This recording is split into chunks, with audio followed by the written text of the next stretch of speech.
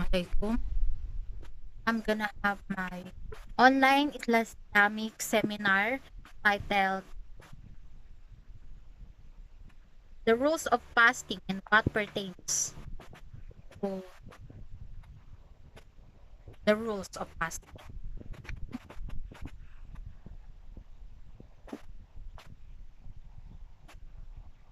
Fasting the month of Ramadan becomes obligatory by the testimony of one upright man that he saw the crescent of Ramadan, or by completing 30 days of Sha'ban. Anyways,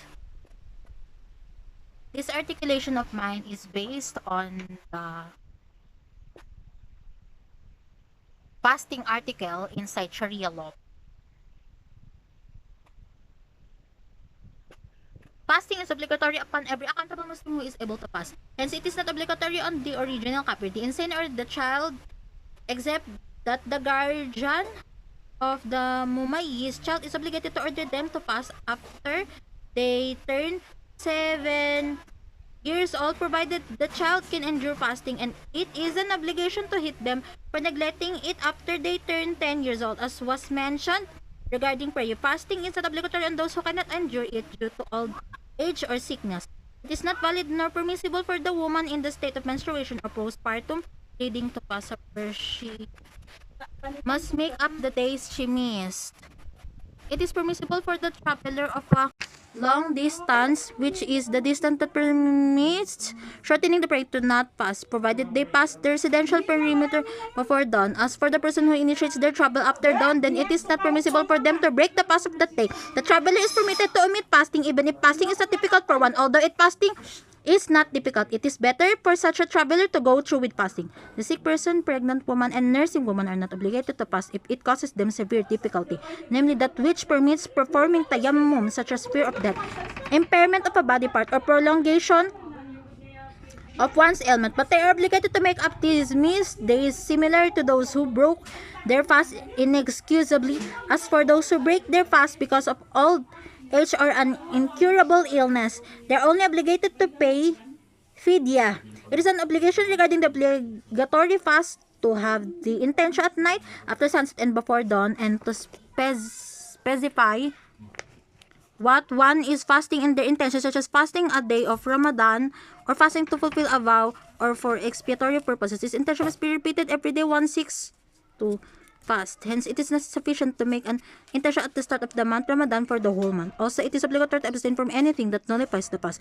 Intentionally and willfully engaging in daring intercourse in the genitals, in the private, in the genitals, or the anus of a human, or the anus of a human or non-human,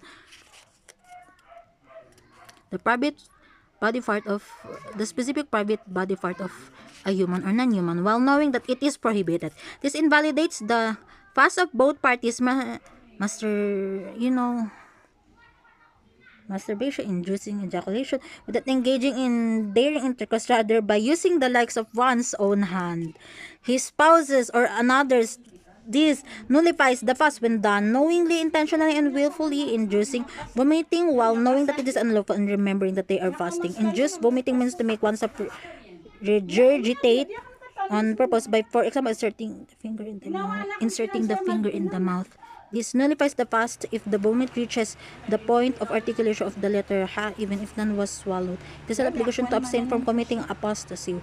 Whoever lives Islam, even for a moment during the daytime, invalidates their fast. Lastly, one must abstain from introducing any substance through an open orifice, such as the mouth or the nose, even if it was as small as a sesame seed, or inedible like a pebble, into a body cavity, such as the abdomen, the intestines, the interior, or the head, or the throat, the area beyond the point of articulation of the letter ha, whether its function was digestion, like the stomach, or not, like the urethra.